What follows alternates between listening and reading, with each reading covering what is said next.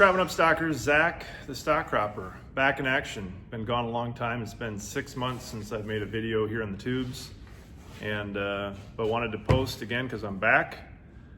Today's video is going to be about where I've been, what I've been up to, why haven't I been posting stuff, as well as get folks excited for what's to come, because I'm definitely back and I'm definitely looking forward to what's to come here in 2025. So here we go. So where have I been? I took a hiatus. Essentially, I've been doing stock cropper for 5 years, and it's been a long, arduous yet really fun journey. And we had an incredibly successful field day the end of last August, with a lot of great folks. We had people from 8 states come from across the country. The farthest away was somebody flying in from Virginia to see what we were up to, which it was absolutely fantastic. We had the Farm for Profit boys there. It was a great day, but during the field day, I came down with COVID. I was sicker than all get out for 2 or 3 days. Had all of the things with that, and after I recovered, it was a combination of that and just kind of being burned out from the stress of coming up to the field day and life being complicated by this stuff and a whole lot of other things around the idea of trying to develop the business of making autonomous mobile grazing barns that kind of made me want to just pause for a second, collect my breath. And so that's what I did. I focused on my harvest last fall and kind of enjoying the winter and regrouping here a little bit mentally. But one of the biggest things that has kind of held me up for the last couple of years, and a lot of people have been asking, like, when can we buy these barns? We love what you're doing, but we want to buy, and how come we can't buy? Well, the biggest reason that has been the case is because my business partner, Joe Bassett from Dawn Equipment, unfortunately has been tied up in a divorce for the last 2 years.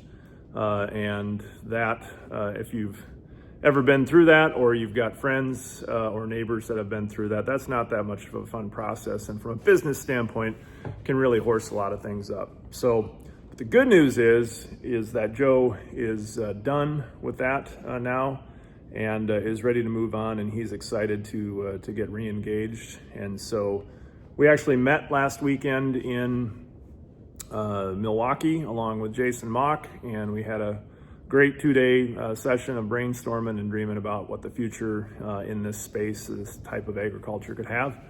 And so right off the bat, I'm really pleased to announce that we've committed to forging ahead and making a run of 5 ClusterCluck Picos this summer.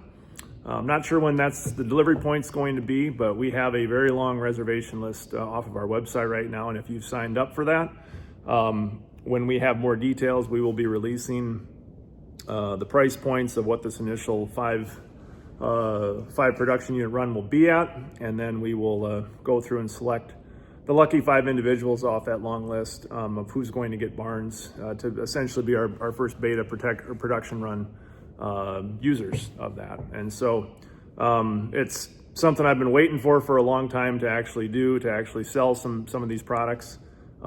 It's definitely not as robust. We have a lot of demand for the other barns that we've made up to this point. With the Nanos, I get requests for those all the time, the 5000s and even the Max 9s, I get emails. But the reality is those things are further off. We're limited on capital right now.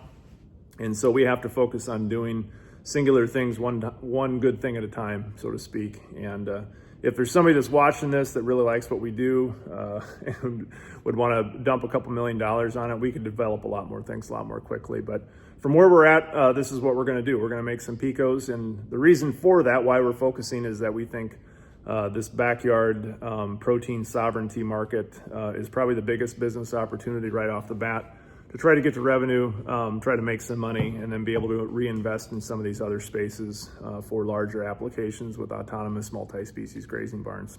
That's kind of the game plan right now, and I just want to be transparent and open with where things are at on that, so folks know. But more details will follow, I guess, on how we're going to pull all that stuff off. But nonetheless, I'm really excited. I appreciate people's patience, and yeah, we're going to finally do it this year. The other fun thing that we had happen was a couple weeks ago, I got a call. Some of you might have seen it on Twitter, but I got a call from Jason, or an email, I should say, from Jason Webster at Precision Planning, letting us know that the results from 2024 of having our ClusterCluck Nano working at the PTI farm in Pontiac, Illinois. If you don't know what that is, it's a 400-acre demonstration farm that tests the latest and greatest of doohickeys and solutions in a jug to see what's giving the best bang on the buck return investment for the farmer. And we've had a stock cropper plot there for the last 2 years. This is the first year where they planted corn back into where the livestock ran last year. And they had, this year, they ran a 3-species barn. We converted the Nano to ruminants, hogs on slats, or on tenderfoot, I should say, and then chickens behind. And they've done an awesome job of keeping that thing moving down there. But Jason forwarded on the results that we actually, where they grew corn, where we had the barn run last year, they set the all-time PTI corn record for corn production in that 4-row strip intercrop stock cropper arrangement of 434.9 bushels to the acre. The previous record was also utilizing strip intercropping, I think a year or two ago, and that was 403 bushel an acre. So we beat the old record by like 32 bushels an acre almost, which is phenomenal. I had a feeling that this was going to happen, just understanding what the system's capable, and they really have a superior setup where they limit basically anything that could be I guess I should say it's under a really, really high management protocol. They have sub-drip irrigation capacities. They really have a system that's primed to pump yield and really show what's possible when a system like this is managed really, really intently. So that also got my engine cooking, I guess, a little bit a few weeks ago. Like, yeah, it's not time to give this up. This is a real thing. Does it have scalable implications? Are we going to see stock cropping across, the Midwest and scale in the next 5 years? No, probably not. I'm realistic on that. I get a lot of criticism of folks saying I don't know, that this won't scale. Right now, it won't scale in this context. It probably won't. There's a lot of things that have to happen. But we very much could see, one of the things that we said, or that one of the original founding partners, Sheldon Stevenmer, said to me, I'll never forget it, was, this may not be the solution, but there may be things that are spin-offs of this that influence other things that could be significant. And I very much still believe that. I don't think we've found the alpha and omega. I think we've stumbled onto some really interesting things, and I'm excited to see how it evolves. But the PTI win, that's quite a notch in our feather in our cap, I guess. And what's really fascinating is that how simply utilizing livestock and changing an arrangement can outperform, really basic principles like old school stuff, how that can outperform the returns on basically all the latest and greatest technology. You look at they had Pivot Bio in their trials there, and they were a loss for the farmer. Pivot Bio's invested they've taken like $630 million of venture capital, and we set the corn record there with less than probably $500,000 of total investment from what we've put in and our outside investors. So pretty cool, and so I'm excited to keep pushing with that as well. And lastly, I'm going to be focused on doing more of this, making content consistently. I've really trailed off over the last 2 years for sure, with the amount of videos that I've uploaded to YouTube and X, and that's going to change for a couple of reasons. The first reason, I've got more time on my hands. My wife says I need to do something now that our kids are gone. We're not running all over the place to concerts and ball games anymore. They're both in college now, and so I've got time to be able to devote to this stuff. So there's that. The other piece is this is a wild time to be alive in American agriculture. It feels like there is a seismic shift that is going to happen, whether it's the things with the new administration, DOGE, the MAHA movement, the Farm Bill debate coming up over the next year. This is a wild time to be alive, and I'm in a unique position to have met and had lots of really interesting experiences over the last 5 years. And I've got lots of thoughts and ideas about all this stuff, and I want to share it with folks. And hopefully for other people that maybe feel like the village idiots in your town square, trying to find a path forward that some of these ideas and thoughts can give you some inspirato on how to evolve with whatever is going to happen in ag in the coming years.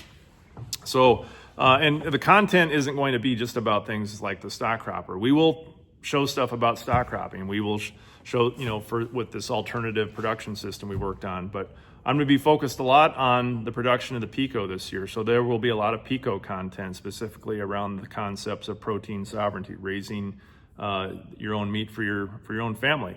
We'll have more content just about my general farm operation with growing corn and soybeans, utilizing conservation practices like strip-till cover crops, row index fertilizer, all of that stuff. I'll have stuff with my crazy plots. I'm standing in front of the 60-inch twin row corn planter today. Just finished getting that wired up, and realigning my row units from some of the experimental gaps last year. We'll have content about that, our strip intercropping field, all the things we're doing there.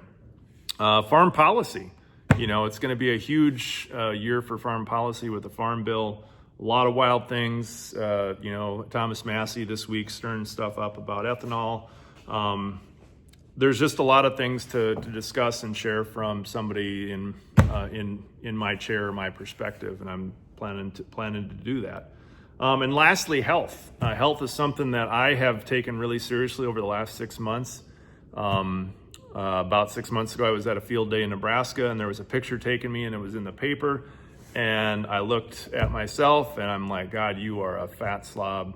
I had a set of man tits coming out of my t-shirt and a big beer gut, and I was embarrassed. And I came home from that field day after seeing that and said, hey, I'm gonna get after it. And I basically ate nothing but the protein that I grew from the stock cropper, pork and chicken, ate vegetables, lived clean all the way through harvest. And I ended up losing almost 30 pounds from the end of July to the end of October, I guess, so to speak. So I've gained a little bit back over the winter, not being as active, but I plan to keep up with that. And to me, why am I talking about all this stuff? Because I think it's all connected. I think how we farm, the type of food we grow, the quality, what we put into our bodies, being physically active, it's all important, and that's the type of stuff, that's the spider web of content that this channel is going to be about for the next 9 months as we go through 2025. So that's what you can expect. Episodes are going to drop every Saturday morning.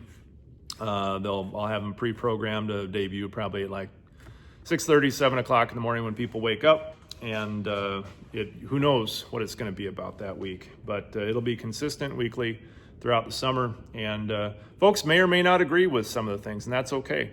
If you like it, if you don't like it, leave comments or send me an email at thestockcropper@gmail.com. I don't know everything, and I'm not right on everything, and that's okay. Neither are most other people as well. But it's important to have honest and open dialogue, and that's kind of what I'm hoping that this channel fosters. Because one thing's for sure, the future of agriculture is not going to look like what it does today or what it was 10 years ago. And so our content's going to be kind of a discussion of my thoughts and opinions on where I feel and think that maybe it should be going. And I hope folks enjoy it. So with that, thanks again for all the support over the last 5 years. People staying tuned. 2025 is going to be a great year. We're going to be making ClusterClucks. We're going to be planting twin row corn. All of our regular farming stuff. Living healthy. All of it's going to be good. I'm pumped and excited. I hope you are too. Thanks for watching. Stay tuned next weekend, next Saturday when we launch the next episode, and get busy living.